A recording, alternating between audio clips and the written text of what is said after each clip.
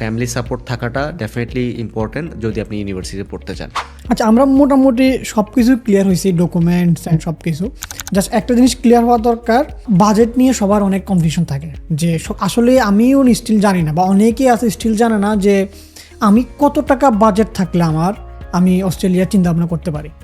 আমি যদি ব্যাচেলরের জন্য চিন্তা করি আমার কত টাকা আমার বাজেট হওয়া উচিত, অ্যান্ড আমি যদি ব্যাচেলরের পরে মাস্টার্সের জন্য চিন্তা করি তাহলে আমার কত টাকা, একদম রাফ ভাবে বলেন, এবার একদম ভেঙে বলার দরকার নেই, জাস্ট আমার বাজেটটা কত রাখলে আমি আমি অস্ট্রেলিয়া যাবো চিন্তা আই উড সে 15 থেকে 20 লাখ ইজ গুড এনাফ। এটা ব্যাচেলরের জন্য, ব্যাচেলর মাস্টার্স যে কোনো কিছুর জন্য। স্কলারশিপ যদি বেশি পান সেক্ষেত্রে খরচটা অনেকটাই কমে আসবে, otherwise it's totally fine 15 to 20 lakh. 15 থেকে 20 বাজেট করলে আমার জন্য অস্ট্রেলিয়া। আচ্ছা, সবচেয়ে কমন কোয়েকশন, যেটা সবচেয়ে বেশি প্রশ্ন আসে সবার এবং জানার আগ্রহ, এটা যে আমি ওইখানে যাওয়ার পরে জব করতে পারবো কিনা। অস্ট্রেলিয়াতে যারা স্টুডেন্ট ভিসা যায় তারা লিগেলি 48 আওয়ার্স পার ফোর্টনাইট কাজ করতে পারে। So definitely you can do. But এখানে একটু ডিটেলসে যদি আমি বলি, আপনি যদি ব্যাচেলার বা মাস্টার্স যেখানে যান আপনি 48 আওয়ার্স পার ফোর্টনাইটই পাবেন। ব্যাচেলারে যদি আপনার স্পাউস যায়, আপনার ওয়াইফ বা হাজব্যান্ড সাথে যায়, তারাও কিন্তু সেই সেম ওয়ার্কিং ডিউরেশনটাই পাচ্ছে। বাট আপনি যদি মাস্টার্সে যান, মাস্টার্সে যাদের হাজব্যান্ড বা ওয়াইফ যায় তারা কিন্তু ফুল টাইম জব করতে পারে।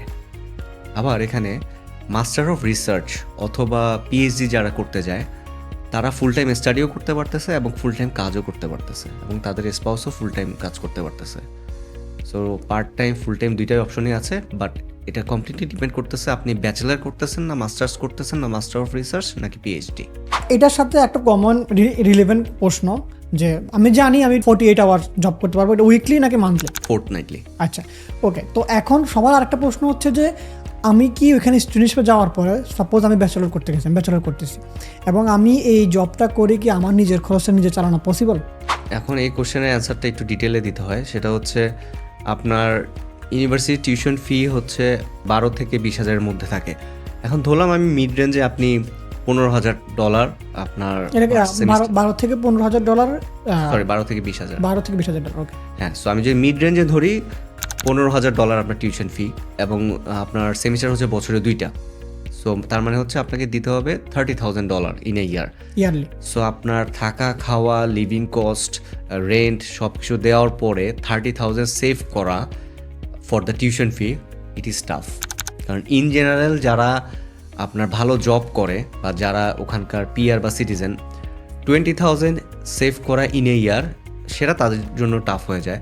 সো সেক্ষেত্রে আপনি 48 আওয়ার্স ফোর্টনাইটলি কাজ করে $30,000 সেভ করা, এটা তো definitely impossible, nearly impossible. But আপনি কাজ করে নিজের খরচটা অ্যাটলিস্ট উঠাতে পারবেন, থাকা খাওয়া বা রেন্ট যেটা আছে সেটা আপনি করতে পারবেন সাপোর্টের জন্য। বাট টিউশন ফিজের জন্য আপনি এটা একটু টাফ হয়ে যায় আপনার জন্য। সো ফ্যামিলি সাপোর্ট থাকাটা ডেফিনেটলি ইম্পর্টেন্ট যদি আপনি ইউনিভার্সিটিতে পড়তে চান। ইউনিভার্সিটি যারা চেঞ্জ করে ইনস্টিটিউট বা বিভিন্ন কলেজে যায়, যে মনে করেন আপনি ব্যাচেলর অফ আইটিতে আসছেন কোনো একটা ইউনিভার্সিটিতে, আপনি সেম কোর্সটাই চেঞ্জ করে ব্যাচেলর অফ ইনফরমেশন সিস্টেমে গেলেন একটা ইনস্টিটিউশন বা একটা কলেজে, সেক্ষেত্রে টিউশন ফিটা একটু কম হয়, এটা ট্রু। সেটা হয়তো ম্যানেজেবল, তাও কষ্ট হয়, এতটাও ইজি না, কষ্ট হয়।